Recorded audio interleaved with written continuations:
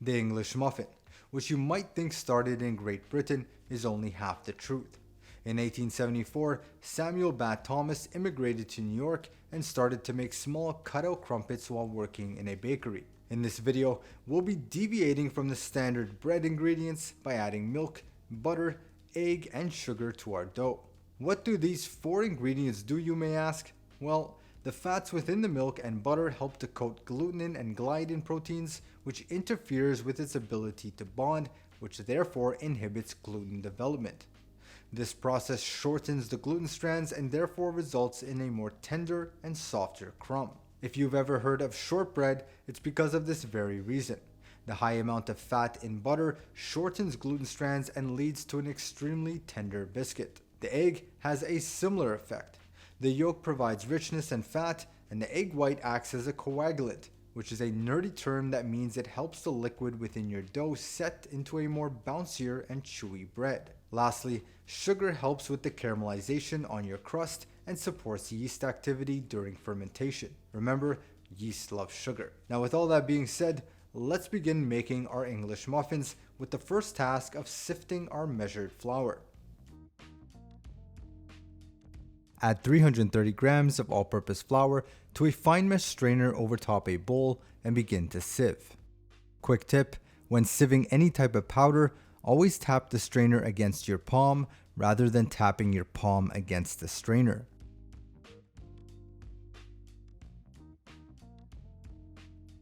We'll then add 1 teaspoon or 6 grams of salt. I'll then whisk to combine.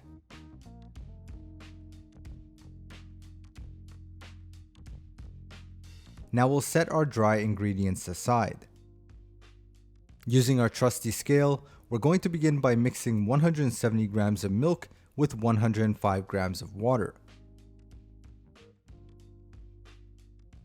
We'll then add 1 tablespoon of sugar and microwave for roughly 30 seconds.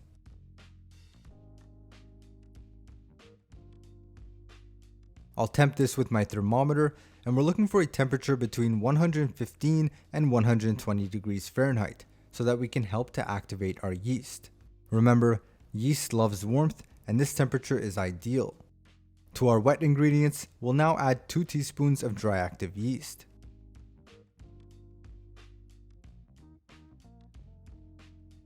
In a small saucepan, measure 40 grams of unsalted butter.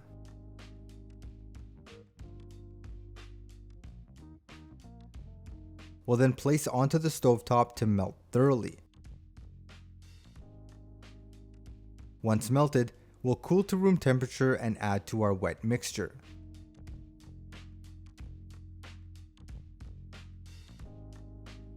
Finally, add 1 whole egg.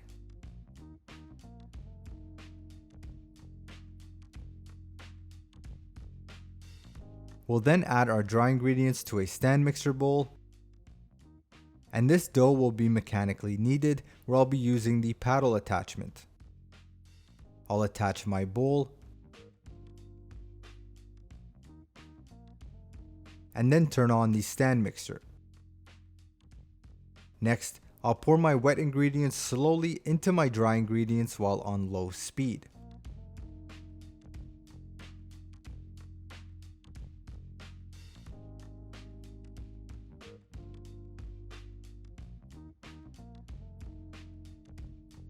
Once somewhat combined, I'll increase to medium speed.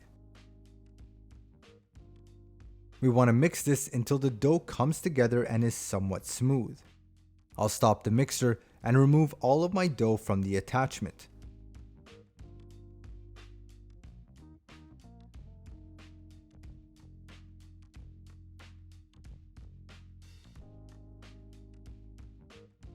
I'll then place into a well-oiled bowl and dust with some flour over top.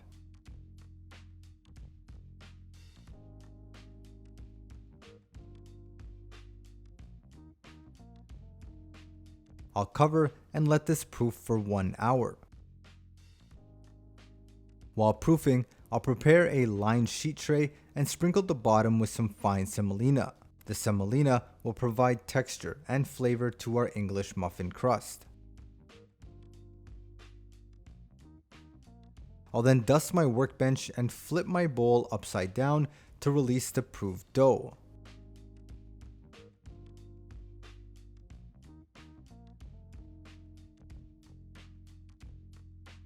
I'll dust once again and press gently with my entire hand, flattening the dough as I go.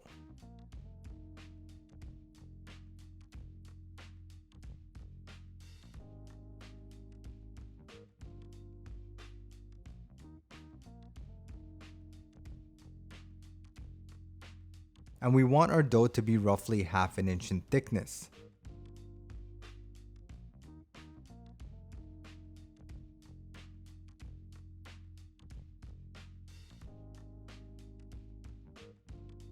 I'll dust once again, and I'll also dust my ring mold, which will keep it from sticking as we make our cutouts.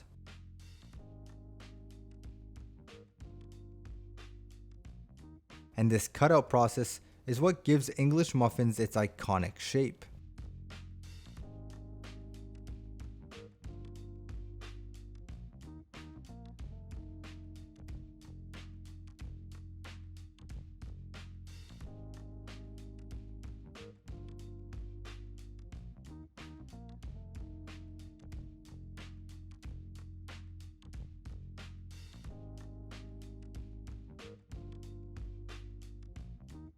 Next, we'll place our English muffins onto our sheet tray, and this is the size we want, nice and fluffy.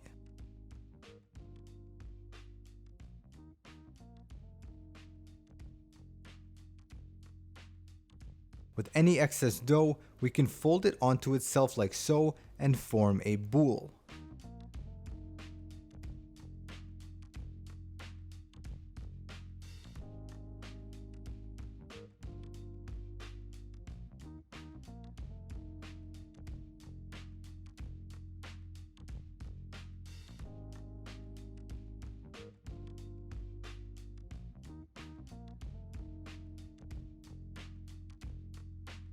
We can then roll this out and repeat the process.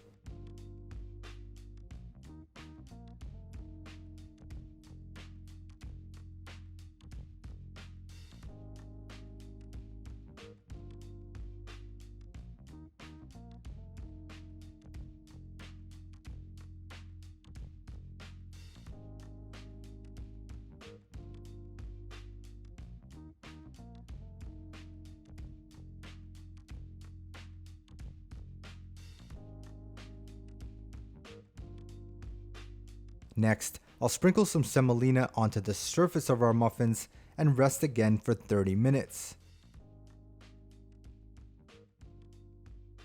And there we are, beautiful English muffin dough ready for our cast iron pan. We'll add some more semolina to the pan, and this is optional, but I prefer more rather than less on my English muffins. Now we want this pan hot, but definitely not smoking. If your stovetop has a heat range from 1 to 10, aim for 7.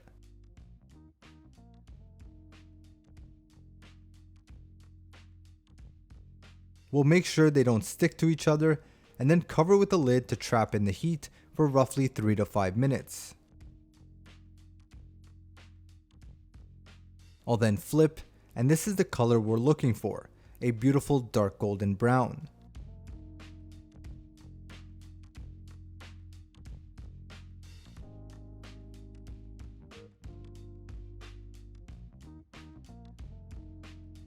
We'll repeat the same process for the other side. And now, I just want to flip them every minute or so until I'm satisfied with the color.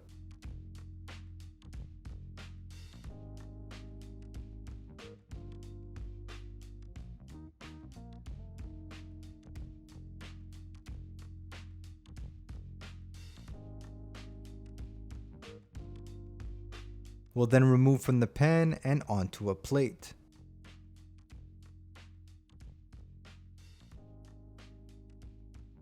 And for our second batch, I want some fresh semolina, so I'll use a brush to remove whatever's left in the pan. And we'll repeat the same exact process with our second batch.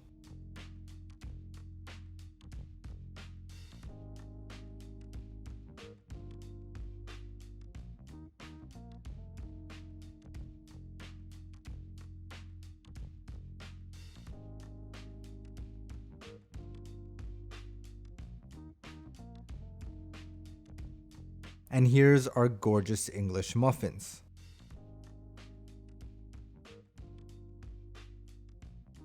A great way to open these is with a fork.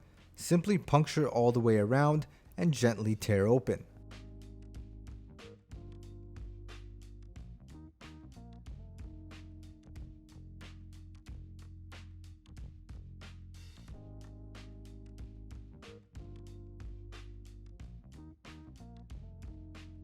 And there's the infamous nooks and crannies that this breakfast staple is known for.